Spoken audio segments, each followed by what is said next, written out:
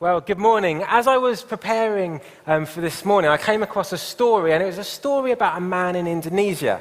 And he was going to work, and he went to work through cutting through a bit of the jungle. And one day he was walking on his normal sort of route to work, and a snake attacked him.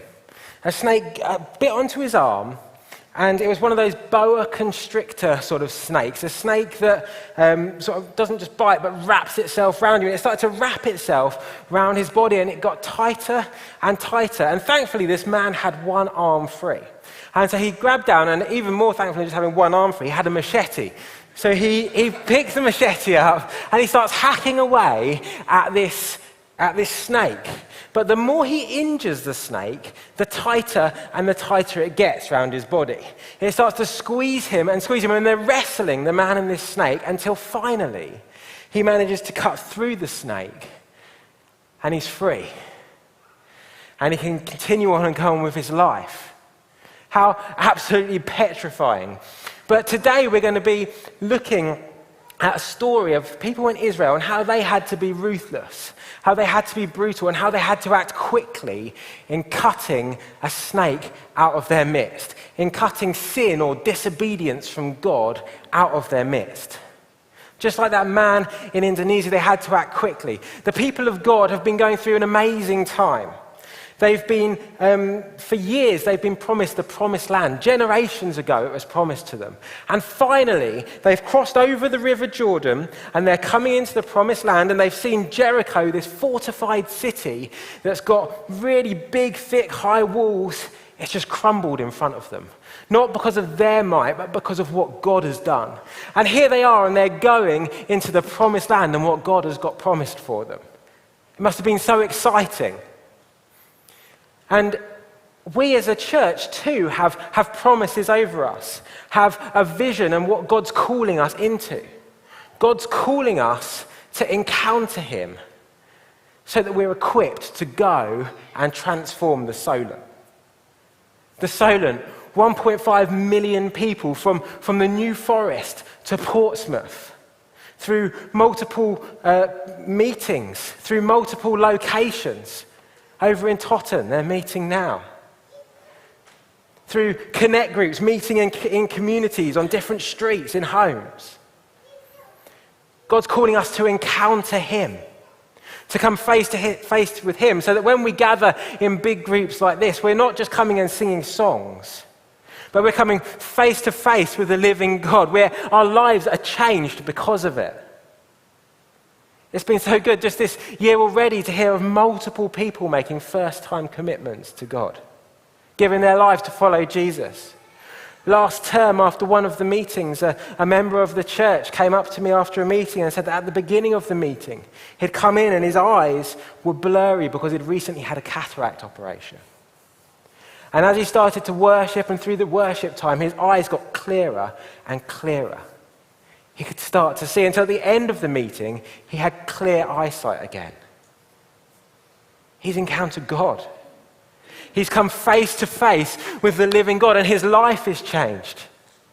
And that's why we come and gather together.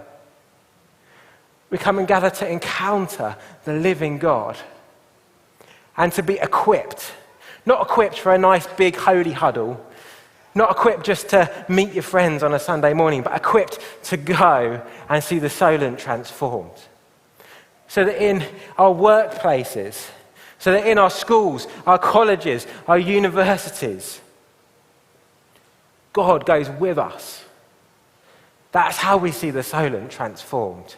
God working through us. There's no way we can see 1.5 million people come through this building. There's no way. It only happens through God working through us where we are. We've got this promised land that we're going towards. But we have to be so careful, like the Israelites and like the man in Indonesia, that we act quickly, that we act ruthlessly to cut out sin, to cut out disobedience from God.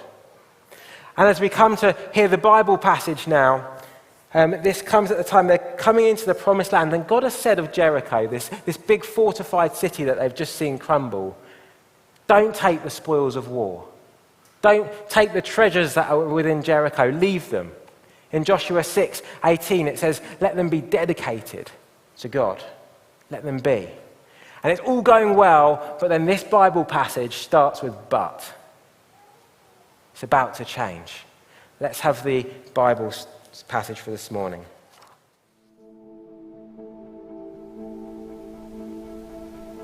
But Israel violated the instructions about the things set apart for the Lord. A man named Achan had stolen some of these dedicated things, so the Lord was very angry with the Israelites. Achan was the son of Carmi, a descendant of Zimri, son of Zerah, of the tribe of Judah.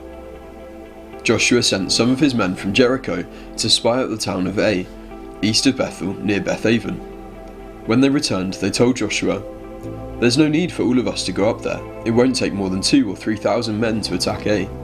Since there are so few of them, don't make all our people struggle to go up there." So approximately 3,000 warriors were sent, but they were soundly defeated. The men of Ai chased the Israelites from the town gate as far as the quarries, and they killed about 36 who were retreating down the slope. The Israelites were paralysed with fear at this turn of events, and their courage melted away. Joshua and the elders of Israel tore their clothing in dismay, threw dust on their heads, and bowed face down to the ground before the ark of the Lord until evening.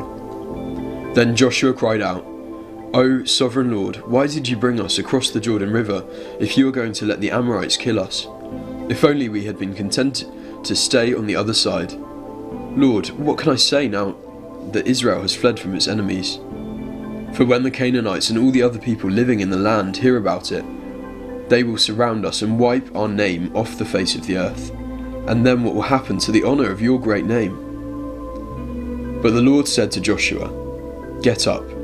Why are you lying on your face like this? Israel has sinned and broken my covenant. They have stolen some of the things that I commanded must be set apart for me. And they have not only stolen them, but have lied about it and hidden the things among their own belongings. That is why the Israelites are running from their enemies in defeat. For now Israel itself has been set apart for destruction. I will not remain with you any longer unless you destroy the things among you that were set apart for destruction. Get up, command the people to purify themselves in preparation for tomorrow. For this is what the Lord, the God of Israel, says. Hidden among you, O Israel, are things set apart for the Lord. You will never defeat your enemies until you remove these things from among you."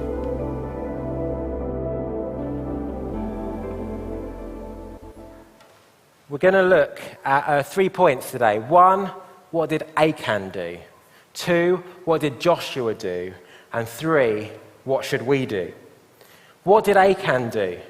What did he do? He took the treasures that were dedicated to God. In verse 21, a little bit further down the chapter, it says, he took a beautiful robe that was from Babylon, 200 silver coins, and a bar of gold weighing more than a pound. That was about a lifetime's earning for a worker in those days. And he's just taken them for himself. He didn't take them from the people of Jericho. He didn't take them from the people of Israel. He took them from God. This has been set aside. This has been dedicated to God. And Achan's seen it and just taken it for himself. He's been caught up with the glittering things of the world. He's seen the riches and he wants them for himself. But where there's sin, there's consequence. Where there's disobedience to God, there's consequence. See, God and sin cannot be in the same place. God is holy. God is perfect. God is pure. And as soon as you take sin and you mix it into perfectness, it's no longer perfect anymore, is it? So God can't be with sin. God can't have sin. He can't stand it. The consequence, God says in verse 12, I will not remain with you any longer unless you destroy the things among you that were set apart for my destruction. They can't be in the same place. There's a consequence. And sin spreads like a cancer. It's not just going to affect Achan. It's going to start to affect the whole of the Israelites. We see and we read that they send an army to go and defeat Ai, this town that they should have defeated easily. But they come back with 36 dead and having been defeated themselves. And they're fearful, they're panicking, they're worried. God is no longer with us. Achan saw the treasure. His heart wanted it, he coveted it, and he took it for himself. Now, the devil works in the same way as he always has done. He has no new tricks.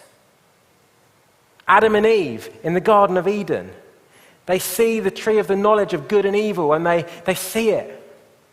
Their heart says that they want it. They want to be more like God, so they take it.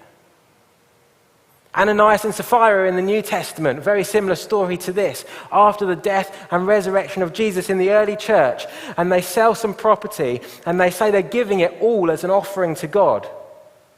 But then they'd say they're going to keep back some of it themselves.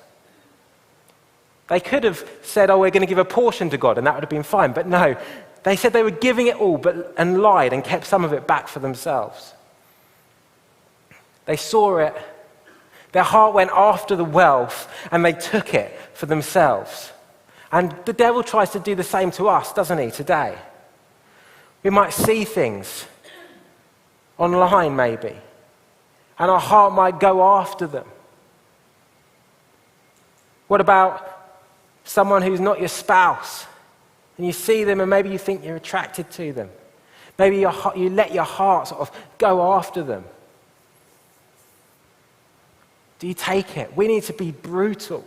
We need to be ruthless with sin. That's what Achan did. Achan, well, he wasn't ruthless with sin at all. Achan just sinned.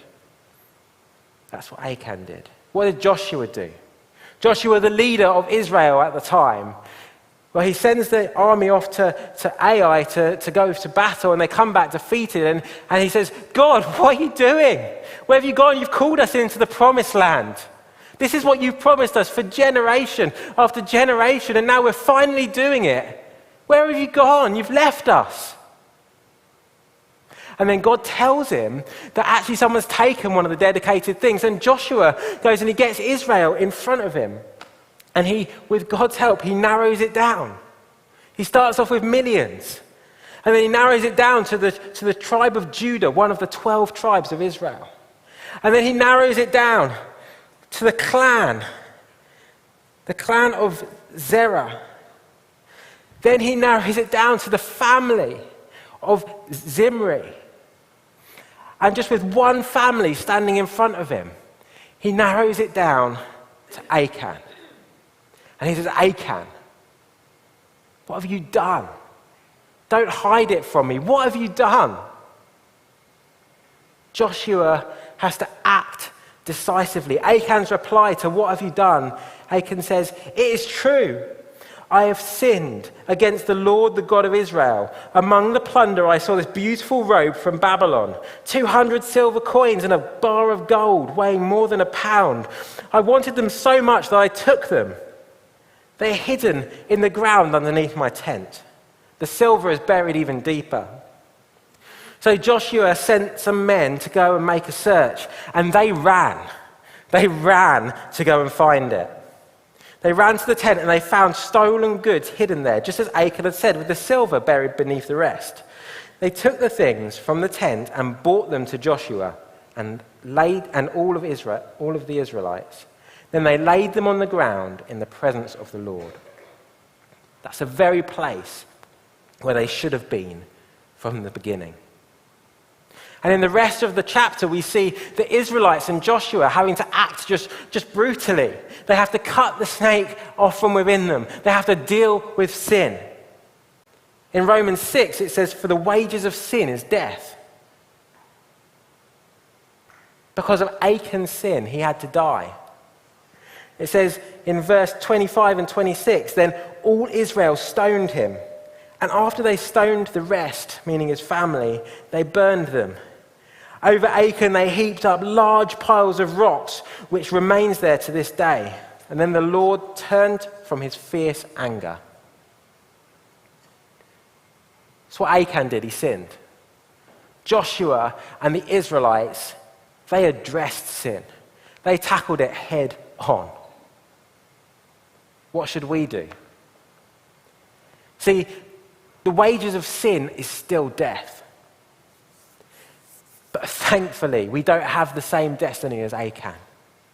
Thankfully, we don't have to be stoned and the rest of our family be stoned because of our sin. There's still death. But the wages of sin have not gone on to us. God sent Jesus. 100% God, 100% man. He lived a perfect life, a holy life, completely set apart for God. And Jesus dies on that cross over 2,000 years ago as the punishment for the things that I've done wrong, for the things that you've done wrong, for the things that we've all done wrong. So that whoever would call upon the name of God, call upon the name of Jesus, would be saved. That's how much God loves us. He sent his only Son to die for us. That's how much holiness means to God. That's how much it means to him. It's not, oh, Jesus has died for my sins. Oh, now I can live an okay life, but I don't have to be perfect all the time. I can dabble in this and do that because Jesus has died. God values holiness so much that he sent his one and his only Son to die for us. Now, when he looks at us, he doesn't look at us and see the sinful people that we all are. We're all broken. We've all been disobedient. He doesn't look at us and see that. He looks at us and sees us clothed in righteousness. Those of us that have repented, those of us that have turned away from our sin, that have turned to Jesus. God sees the righteousness of Jesus because it's his blood and his life that paid the punishment for sin. I want to just focus a little bit on the way that Achan behaved in sin. You know, at any point he could have stuck his hand up and said, oh guys, I'm really sorry. It was me. But he doesn't. He doesn't do that. When it's the whole of Judah, Achan could have said, guys, it was me. He doesn't. When it's his clan, guys, I'm sorry. When it's just his family, he's standing there and it's just his family around him and he still doesn't put his hand up. You'd think he would have clicked by now that there's no way out of this. Millions of people narrowed down to just his family, but he still doesn't fess up.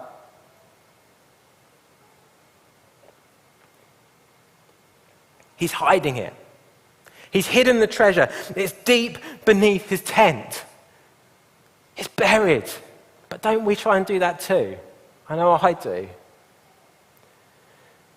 When there's things that maybe I'm not that pleased with in my life, I bury it. I hide it. I try and hide it from God. I try and hide it from myself. I try and ignore it. I certainly try and hide it from other people. Don't you? Don't you? Isn't that the temptation? Isn't that what we do? But we need to bring it out into the light. Bring it before Jesus. Maybe you've never given your life to follow Jesus before. Maybe you've never turned away from your sins and said, Jesus, I want to live my life for you. Well, today, let me encourage you to consider it. Maybe you think, oh, well, I quite like my life. I'm quite happy with my life. Maybe there's things that I know aren't that good for me, but I'm quite happy to hold on to that bit of my life. I want to tell you just a quick story from a preacher, a church leader down in Lewes in Sussex. And it's about a farmer. And this farmer doesn't live in this country. I don't know where it is. I can't remember that detail. But there's this little squirrel monkey. I don't know if you've seen them. They're these cute little monkeys that is being a pest on his farm. And he decides, well, I can't let it keep on being a pest. I've got to catch it.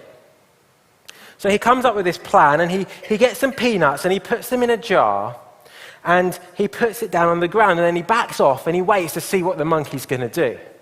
And the monkey, of course, scuttles straight in, sees the peanuts. He's going for the peanuts. That's his lunch. Puts his hand in the jar, takes the peanuts, and tries to get his hand out again. He tries to get his hand out again, but he can't because the jar is just big enough to get his hand in, but not big enough to get a fist with a peanut in out. And he's pulling, and he's trying to get it out, but he doesn't let go of the peanut. He could have had lunch from anywhere. He could have got food from anywhere, but he wants this peanut, this relatively worthless peanut, and he's pulling at it. And the farmer starts to come closer. And the farmer comes closer and closer, and you can see the panic in this monkey's eyes. What's he going to do? Just let go of the peanut. Don't we do that? Don't we hold on to things that might seem enjoyable in the moment, that we know are ultimately going to be bad for us? And he gets so close. This farmer gets so close that he could have stroked the monkey. And then he goes, stamp! He stamps on the monkey. It's not a very good story. And as I told you, it's not mine anyway. But don't we do that? Don't we try and hold on to the peanuts? We have to let them go. We have to let them go, these things that maybe just seem appealing to us in the moment. We have to be brutal with sin. We have to cut it off. We have to act ruthlessly. This is mission critical. For the Israelites going into the promised land, this is mission critical. If they didn't deal with it, it ain't their land anymore. The stolen is worth it. Maybe just as I've been speaking, you might feel in your heart, in your soul, just maybe there's something I need to deal with. Maybe there's something that you know, even as I'm talking now, you can just think, I've got stuck into doing this thing and it's just not good for me. Well, today, can I encourage you to be brutal? Can I encourage you to be ruthless? Can I encourage you to respond and to cut it out? To let go of it? We're going to respond in a minute, so maybe just have a think, is that you? But the second group of people that might want to respond today, you might have noticed at the end of verse 26 that I read earlier, that they built a pile of stones over Achan's body. And when they do this in Joshua, it happens 7 times in the book of Joshua. And it's to remind them about something. It's to remind them of what God's doing. The first time it happened, we heard about a couple of weeks ago, when they crossed over the Jordan. They built this pile of stones, and it was to remind them of God's faithfulness. This pile of stones over Achan's body is to remind them of Achan's unfaithfulness. It's to remind them of their propensity to sin. And especially if we've been a Christian for a long time, can I encourage you just to look back, to remind yourself that if it wasn't for Jesus, if it wasn't for Jesus dying on that cross, we'd be the same as Achan. We're broken. We're all broken. We're all sinners, but by his great love, he has adopted us into his family. He has given us a new life. If we start to think of ourselves as holier than others, we start to judge. It says, do not judge. Jesus doesn't want us judging each other. Jesus doesn't want us talking negatively of each other. Jesus doesn't want us to try and put ourselves on a pedestal. We're just here to point them to people towards him. I know that's a challenge to me. And we're just going to have, just before the worship team lead us into this song, I'd ask you to stand. And we're just going to have 30 seconds or so. And I just want to encourage you, to respond. If there's some sin that you need to be brutal with, if there's something that you've been holding on to like a monkey with peanuts that's worthless, then let it go, bring it to God. Let's be ruthless. Let's be brutal. Maybe you want to come and stand in the aisles, just step out, come forwards, lay it before God and say, God, I'm sorry for my sin, but thank you for you, Jesus. Thank you for your holiness. Let's just take just some time just to repent, just to come before God now.